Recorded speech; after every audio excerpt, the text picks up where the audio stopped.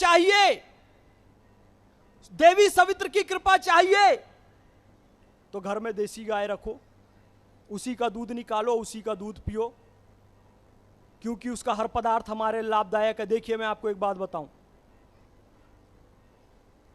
गोमूत्र का इतना प्रभाव है, गोबर गोमूत्र हमारी कृषि के लिए तो आवश्यक है।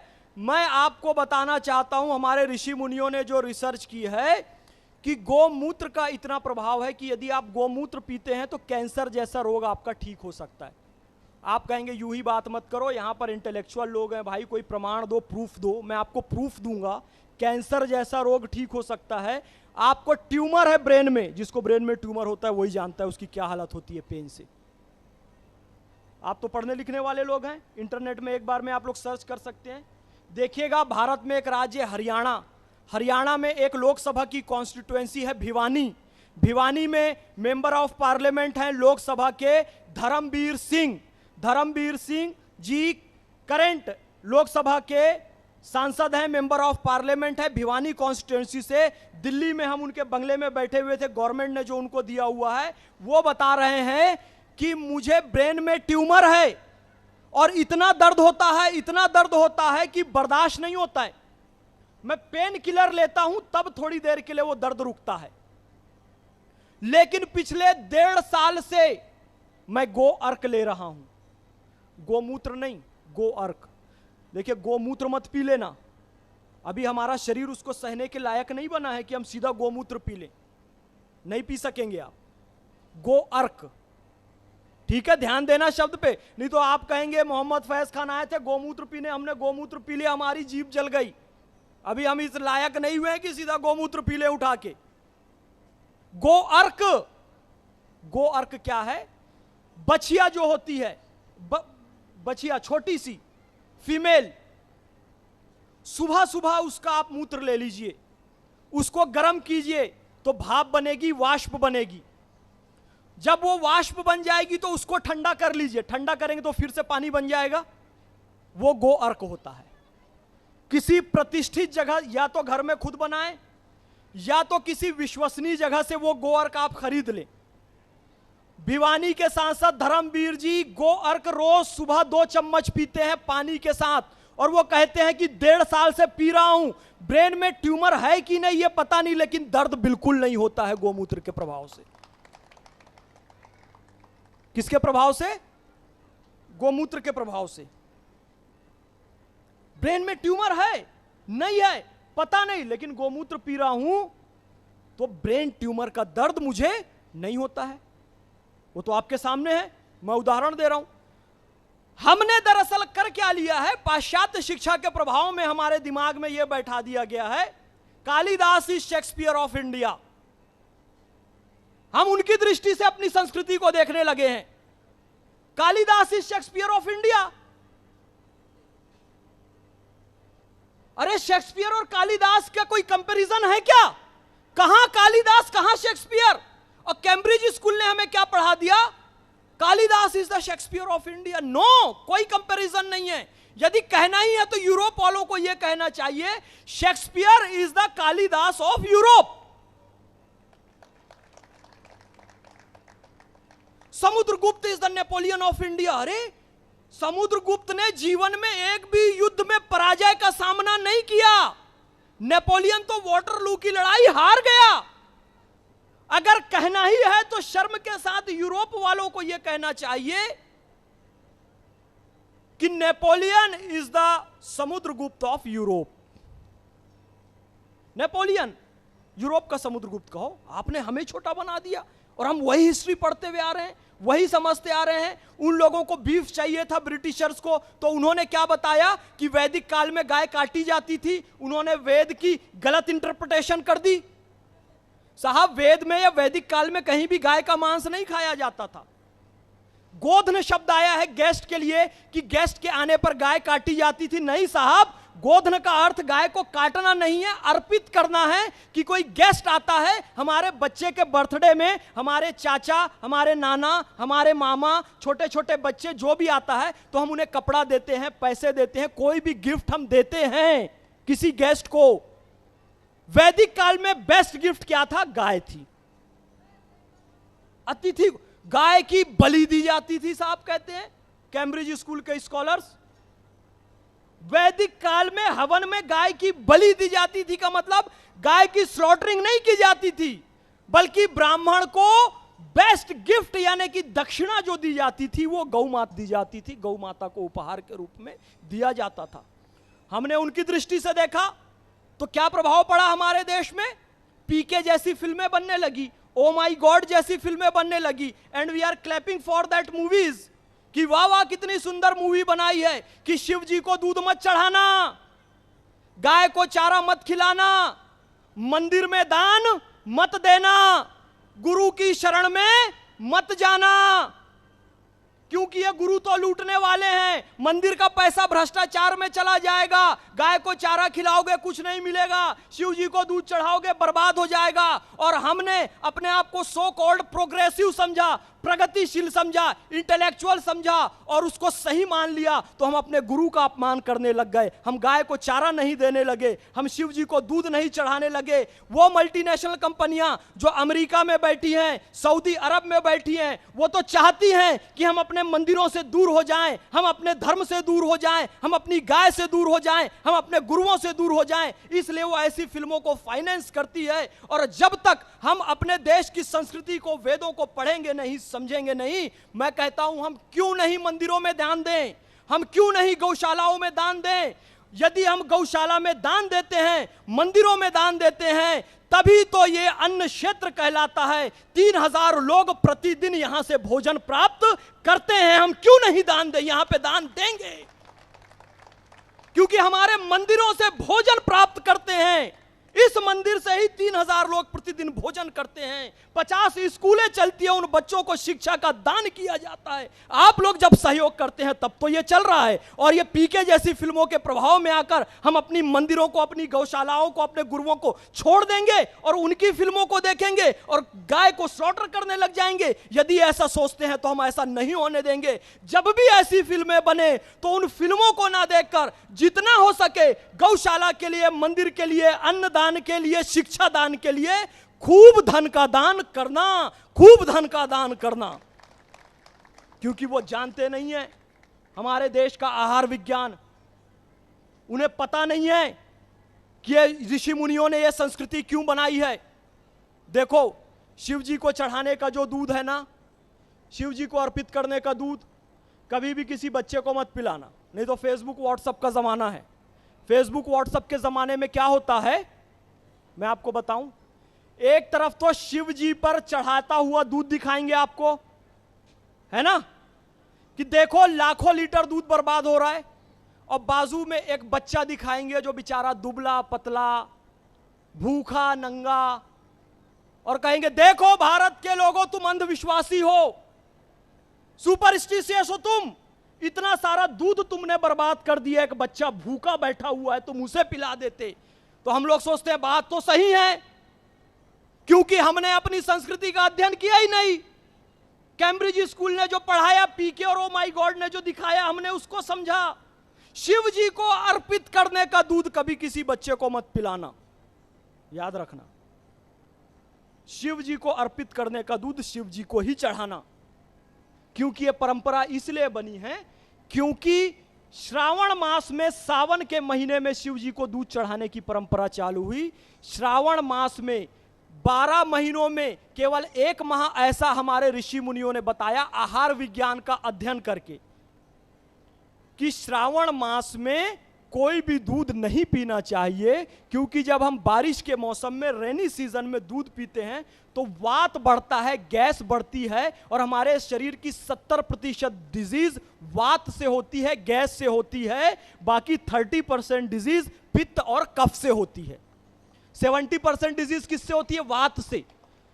और श्रावण में दूध हमने पी लिया तो उससे क्या बढ़ता है? वात बढ़ता है, 70% रोग जिससे होते हैं। इसलिए हरी सब्जियां भी श्रावण में नहीं खानी चाहिए। अब श्रावण में दूध मनुष्य के लिए क्या हो गया? विष के समान हो गया। तो विष कौन पीता है बताओ? विष कौन पीता है? शिव जी पिएंगे ना विष, तो अब वो दूध शिव जी को चढ़ेगा कि नहीं चढ़ेगा?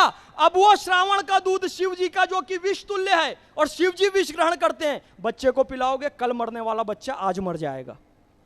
ये आहार विज्ञान का ज्ञान उनको नहीं है, वो पाश्चात्य देशों को, ये हमारे ऋषि मुनियों ने खोज की थी। शिव जी को शराब भी चढ़ाई जाती है क्योंकि शराब हमारे लिए जहर है। शिव जी को गांजा भी चढ़ाया जाता है क्योंकि गांजा हमारे लिए जहर है।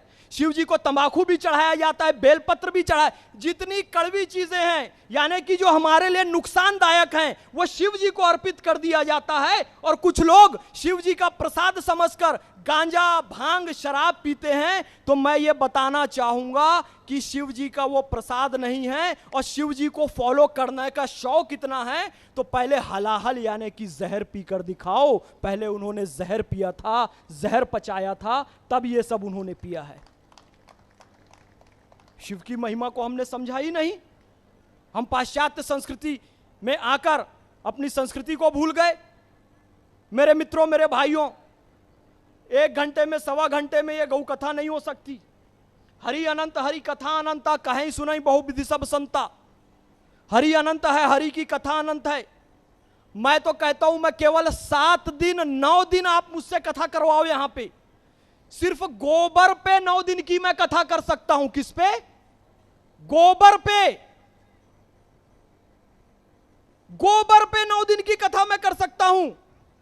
देखिए, वक्रतुंड महाकाय सूर्यकोटि समप्रभा निर्विघ्नं कुरुमे देव सर्व कार्येषु सर्वदा। जब हम शुभ कार्य का प्रारंभ करते हैं तो गणपति का नाम लेते हैं, ठीक है। यहां तो उनके छोटे भाई की भी बड़ी पूजा होती है। छोटे भाई हैं कि बड़े भाई हैं? हाँ, बड़े हैं। क्या नाम है? गणपति जी के भाई का नाम क्या है? कार्तिकेय। बड़े हैं कि छोटे हैं? बड़े हैं। कार्तिकेय जी की भी पूजा होती है यहां? होती है। बहुत अच्छी बात है। जब कोई शुभ कार्य किया जाता है तो हम गणपति जी का पूजन करते हैं, उनका नाम लेते हैं, उन्हें विघ्न विनाशक मानते हैं। फिर भी कार्य में विघ्न पैदा हो जाता है। क्यों पैदा होता है पता है? क्योंकि हम गणपति का पूजन करते हैं लोहे के, मिट्टी के, तांबे के, पत्थर के, सोने के, चांदी के, पीतल के, लोहे के, इसी गणपति का पूजन करते हैं ना। क्षमा चाहूंगा, वो गणपति हैं ही नहीं, वो गणेश हैं ही नहीं। मैं क्षमा चाहूंगा क्योंकि हम लोग बंधी बुधाई मान्यता में जीने वाले लोग हैं। तो हम लोग भगवान को भोग लगाते हैं, बंधी बुधाई मान्यता के लोग। लेकिन भगवान आज तक नहीं खाए। थाली खूब चमकाए हमने, भगवान ने खाया क्या तुम्हारे हाथ से? नहीं खाया।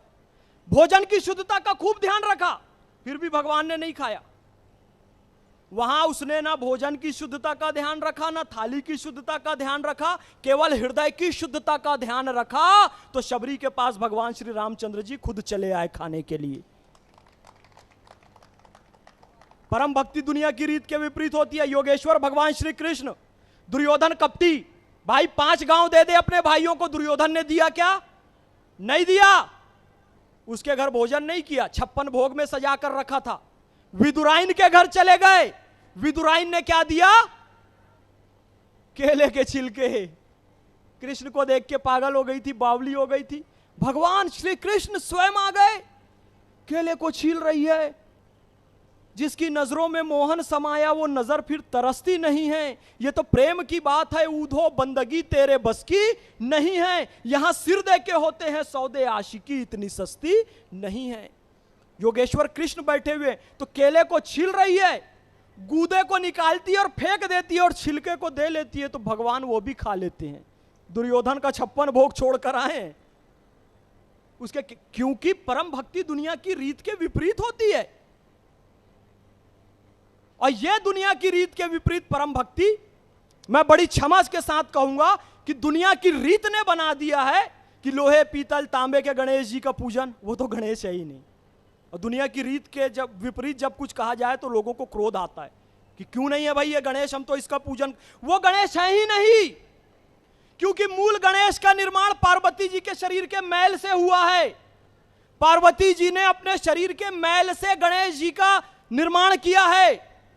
जब तक पार्वती जी के मैल से बने हुए गणेश जी का पूजन करोगे नहीं, तब तक घर में रिद्धि सिद्धि आएगी नहीं, गणेश जी की कृपा मिलेगी नहीं। तो इस कलयुग में पार्वती जी का मैल कहां से लेकर आओगे? बोलो। तो गौ माता को दंडवत प्रणाम करना, दंडवत प्रणाम करना। संसार में केवल गौ माता का गोबर ही एक ऐसा मल है जो पार्वती जी के मैल के बराबर पवित्र और शुद्ध है। इस कलयुग में गणेश आ सकते हैं तो गौ माता के गोबर से ही आ सकते हैं, गोबर गणेश की पूजन से आ सकते हैं। और गोबर गणेश हमने मजाक का पात्र बना दिया है। किसी मूर्ख को कहना होता है तो गोबर गणेश कहते हैं। गोबर गणेश कोई चुटकुला या जोक वाली बात नहीं है। शिव जी कोई चुटकुले का विषय नहीं है, राम जी कोई चुटकुले का विषय नहीं है। इससे दूर रहो।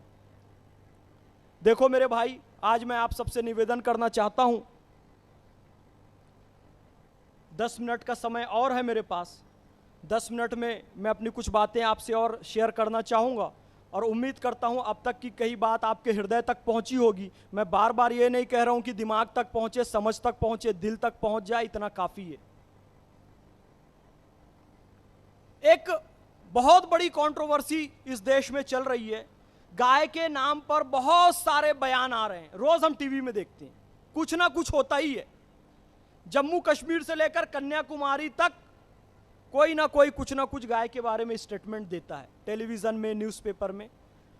वो सारी बातें गाय की जितनी भी हैं वो सब पॉलिटिकल है। उन बातों से गाय का लेना देना है ही नहीं, सत्य मैं कह रहा हूं। गाय किसी भी राजनीतिक दल का विषय नहीं है, पॉलिटिकल पार्टी का विषय नहीं है, गाय दल का विषय नहीं है, क्योंकि गाय की समस्या का समाधान कोई राजनीतिक दल नहीं कर सकता। गाय दल का नहीं, दिल का विषय है। गाय दल का नहीं, दिल का विषय है, याद रखिएगा। तो ये पॉलिटिकल पार्टीज कोई तुष्टीकरण करने के लिए अपीजमेंट, कोई मुस्लिम का अपीजमेंट करना चाहता है, कोई हिंदू का अपीजमेंट करना चाहता है। वो कहते हैं गाय माता है तो उसके पीछे भी है कि हिंदुओं का अपीजमेंट हो जाए। कोई कहता है कि गाय के स्लॉटरिंग की अनुमति दी जाए तो उनको लगता है कि इससे मुस्लिम खुश हो जाएगा, उनका अपीजमेंट खुश हो जाएगा। यही तो सोचते हैं ना। अरे मेरे भाई, मुस्लिम को खुश करने के लिए आप कहते हैं काउ स्लॉटरिंग करवाओ, इसका मतलब क्या हुआ कि इस्लाम और मुस्लिम का मतलब केवल गाय का मांस खाना है क्या? Muslim is only beef eater, Islam is only beef eating? No. यदि मुस्लिम को खुश करना है तो ये बीफ और बिरयानी की पॉलिटिक्स करना छोड़ दीजिए। मुस्लिम को यदि खुश करना है तो उनकी एजुकेशन के लिए कार्य करिए। आज मुस्लिम सबसे पीछे है एजुकेशन में। और पैगंबर हजरत मोहम्मद सल्लल्लाहु अलैहि वसल्लम ने जब ध्यान लगाया था हीरा की गुफा पर, जब ध्यान लगाया था तो अल्लाह ने उनके पास पहला शब्द भेजा, इकरा। इकरा का मतलब होता है पढ़ो, अध्ययन करो।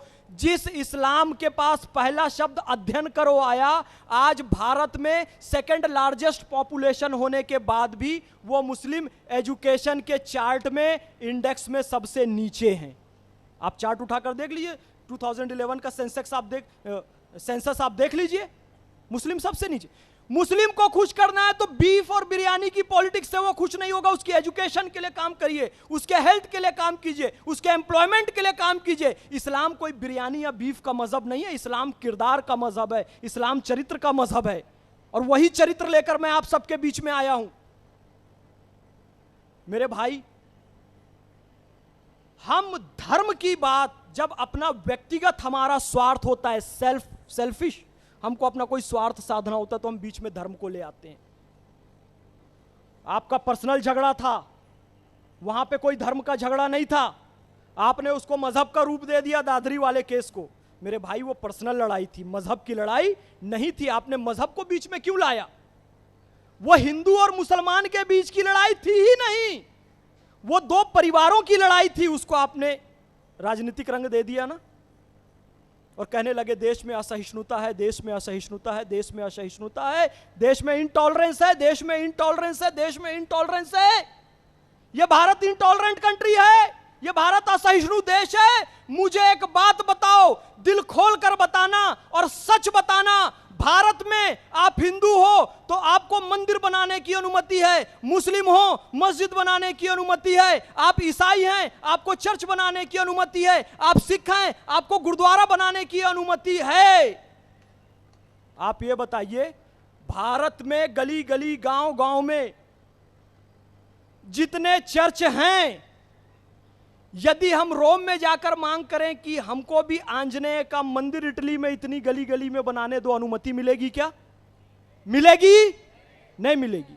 भारत के गली गली गांव गांव में जितनी मस्जिद है, हम सऊदी अरब में कहें कि इतने ही आंजनेय के मंदिर, राम के मंदिर अरब की गलियों में बनाने दो, हमें अनुमति मिलेगी क्या? पूरे अरब में उतनी मस्जिद नहीं है, पूरे अरब में, सुनना ध्यान से, जितनी अकेले कर्नाटक में मस्जिद है। पूरे अरब में उतनी मस्जिद नहीं है। India is intolerant country, Bharat तो बहुत दूर की बात है। पूरे अरब में जितनी मस्जिदें हैं उससे अधिक मस्जिद कर्नाटक में हैं। पूरे रोम में जितने चर्च हैं उससे अधिक चर्च कर्नाटक में हैं। पूरा भारत तो बहुत दूर की बात है। और भारत में इतनी स्वतंत्रता है, आप किसी भी मजहब के मानने वाले हो, आपको बुर्का पहनना है तो वो भी भारत का संविधान आपको स्वतंत्रता देता है। आपको बुर्का नहीं पहनना है तो भारत का संविधान वो भी आपको इजाजत देता है। आपको अपने धर्म का प्रचार करना है, मैं ईसाई हूं, मुझे ईसाई धर्म का प्रचार करना है, भारत का संविधान इजाजत देता है। मैं मुस्लिम हूं, मुझे अपने धर्म का प्रचार करना है, भारत का संविधान उसकी इजाजत देता है। सऊदी अरब का संविधान इजाजत देगा इसकी? रोम का संविधान इसकी इजाजत देगा? नहीं देगा। तो are we intolerant? We are intolerant. हम असहिष्णु लोग हैं। और इतने प्यारे देश में, मैं खुद एक मुस्लिम हूं, मैं आपको बताऊं, मुस्लिम में कोई दरगाह जाने वाला होता है, जाकर चादर चढ़ाता है पीर फकीरों की दरगाह में, कोई फातिहा पढ़ता है, कोई दुआ मांगता है, शिया छाती पीट के मातम मनाता है, कोई दरगाह नहीं जाता है, कोई बोहरा होता है, कोई हनफी होता है, कोई सल्फी होता है। भारत में सभी को अपने अपने मजहब के हिसाब से मस्जिद बनाने का, दरगाह बनाने का अधिकार है। और मुसलमानों को इतना अधिकार सऊदी अरब में भी नहीं है। जो सऊदी अरब में मुस्लिम यहां से जाते हैं वो बताते हैं कि भाई हमको तो हाथ उठाकर दुआ मांगने और फातिहा पढ़ने भी वहां नहीं दिया जाता है। पारसी आए ईरान से चलकर, हमने उनका स्वागत किया। फ्रेंच आए, पुर्तगीज आए, डच आए, हमने उनका भी स्वागत किया। अरब आए, फारसी आए, हमने उनका भी स्वागत किया। हम लोग इंटॉलरेंट लोग हैं? इंटॉलरेंट पीपल है हम? असहिष्णु लोग हैं हम? नहीं है मेरे भाई। और मैं आज कहना चाहता हूं कि मैं भी खान हूं, मोहम्मद फैज खान हूं, मैं भी खान हूं और तू भी खान है। इशारों में समझ जाना, टूटने के लिए सितारा काफी होता है और समझदार के लिए बस एक इशारा काफी होता है। मैं भी खान हूं और तू भी खान है। दिल पर हाथ रखकर कहना कि तुम भारत छोड़कर चले जाओगे, कहते हो कि इंडिया इंटॉलरेंट कंट्री है। यह बताओ तुम किस मुल्क में जाओगे? 1947 में जो मुस्लिम पाकिस्तान गए थे, आज तक उनको भी पाकिस्तान ने स्वीकार नहीं किया है। मुहाजिर कहते हैं उनको, दे डोंट एक्सेप्ट। आप अरब जाओगे, अरब वाला हमें मुस्लिम मानता ही नहीं है, कहां जाओगे? आप अमेरिका जाओगे, नहीं मेरे भाई, अमेरिका वाला आपको पीके की तरह पोजीशन में लाकर आपकी तलाशी लेगा। वहां रेडियो भी नहीं मिलेगा, और वहां रेडियो भी नहीं मिलेगा, वहां रेडियो भी नहीं मिलेगा अमेरिका और यूरोप में। भगवान की बहुत बड़ी कृपा है, अल्लाह की बहुत बड़ी कृपा है कि हमें भारत भूमि पर उसने जन्म दिया है। मजहब इस्लाम यह नहीं कहता कि किसी का दिल दुखाओ। जितने भी मुस्लिम शासक हुए हैं सबने गौ हत्या पर प्रतिबंध लगाया है। पैगंबर हजरत मोहम्मद सल्लल्लाहु अलैहि वसल्लम जिनकी बात मैं कर रहा था, उन्होंने कहा है कि गाय का दूध शिफा है, गाय का दूध शिफा है, गाय का घी दवा है और गाय का गोश्त बीमारी है। किसने? पैगंबर हजरत मोहम्मद ने। गाय का दूध शिफा यानी कि हेल्थ है, काउ मिल्क इज हेल्थ। गाय का घी दवा है यानी कि मेडिसिन है, और गाय का गोश्त बीमारी है, यानी कि डिजीज है, प्रॉफेट मोहम्मद सल्लल्लाहु अलैहि वसल्लम ने कहा है।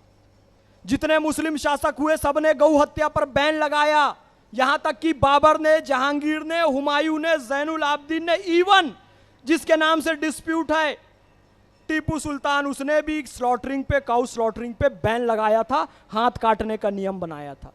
मैंने एक पुस्तक लिखी है गाय और इस्लाम, वो आप जरूर ले लीजिएगा यहां से, काउ एंड इस्लाम, हिंदी में है। अभी हिंदी में लाया हूं, अगली बार आऊंगा तो कन्नड़ और तुलु में भी लेकर आऊंगा, तो अभी आप ले लीजिए इसको फिलहाल, क्योंकि इस बहाने गाय और इस्लाम क्या है ये भी आप पढ़ लेंगे और थोड़ा हिंदी से भी जुड़ जाएंगे, देश की एकता अखंडता और मजबूत हो जाएगी। तो आप वो पुस्तक जरूर पढ़िएगा। पैगंबर हजरत मोहम्मद के बारे में लिखा है, तमाम सहाबा के बारे में लिखा है, और ये बात केवल मैं नहीं कहता, बड़े बड़े इस्लामिक विद्वान, पाकिस्तान के मौलाना ताहिरुल कादरी ने भी कहा है इस बात को, अमेरिका के मौलाना यूसुफ हमजा ने भी कहा है कि पैगंबर हजरत मोहम्मद सल्लल्लाहु अलैहि वसल्लम की ये हदीस है।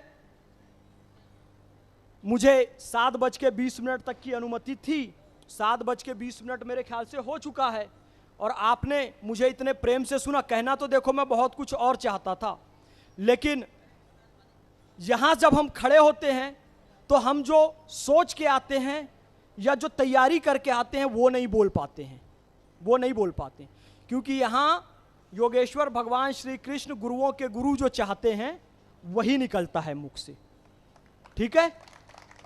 तो हो सकता है योगेश्वर श्री कृष्ण तो कभी गलत बोलेंगे नहीं, लेकिन एक व्यक्ति के रूप में मैं मोहम्मद फैज खान, मेरे मुख से यदि कुछ गलत निकल गया हो तो आप मुझे अपना छोटा भाई समझ के माफ करेंगे, क्षमा करेंगे, मैं ऐसी आशा करता हूं।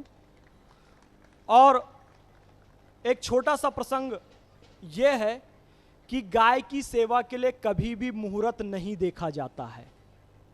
यहां 3000 गायों की सेवा हो रही है इस मठ के माध्यम से, तो आप यहां पर खूब सहयोग कीजिए, घर घर में गाय पालिए, क्योंकि ये भगवान श्री कृष्ण ने स्वयं का, जब वो गाय चराने गए थे तो मैया यशोदा मुहूर्त निकलवाने गई थी गर्गाचार्य जी के पास, तो श्री कृष्ण ने कह दिया कि गौ सेवा का सबसे शुभ मुहूर्त यही क्षण है, यही पल है, क्योंकि गौ सेवा के लिए संसार में एकमात्र ऐसा काम जिसके लिए कोई शुभ मुहूर्त नहीं देखा जाता है, हर क्षण गौ सेवा के लिए शुभ मुहूर्त होता है।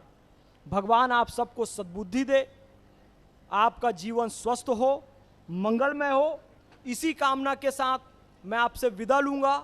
जब मैं शंकराचार्य की भूमि पर गया था तो मुझे याद आया कि शंकराचार्य जी ने पूरे भारत का भ्रमण किया था, तो मैंने एक संकल्प लिया है और इस भूमि पर वो संकल्प दोहराता हूं, मध्वाचार्य जी की इस भूमि पर, कि अगले अक्टूबर नवंबर से गोमुख से मैं चलूंगा, जहां से गंगा निकलती है, गोमुख से कन्याकुमारी तक एक पद यात्रा मैं करूंगा आने वाली अक्टूबर और नवंबर में, गाय की जागृति के लिए, देश को जोड़ने के लिए।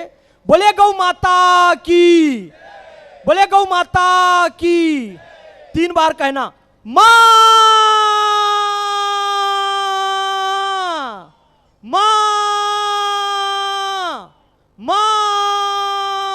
बहुत बहुत धन्यवाद।